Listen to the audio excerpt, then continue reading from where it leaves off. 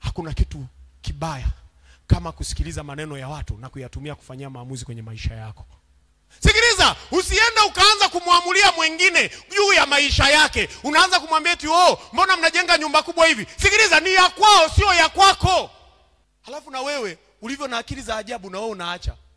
Eti wananionea wivu. Acha waone, sasa si hawajaona bado. Yaani wameona mwanzo, maliza ili waone sawa sawa. Bwana Yesu asifiwe. Bwana asifiwe. Hatuwezi kuendesha maisha yetu kwa sababu ya mambo ambayo watu wanayazungumza. Nasema, mchungaji, sasa haya mambo unayawaza mbona ni makubwa sana kwa ajili ya ndonga? Sikiliza, ni kwa sababu mimi nafanya, sio wewe. Siku ukija kufanya wewe, fanya kile kidogo. Mimi cha kwangu nimeamua nafanya kikubwa kwa ajili ya Bwana. Bwana Yesu asifiwe. Bwana asifiwe. Mungu amekubariki kufanya jambo, lifanye kwa uhakika, wala usiwahi kuangalia watu wanasema nini. Achana kuwa mtumwa wa maneno ya watu.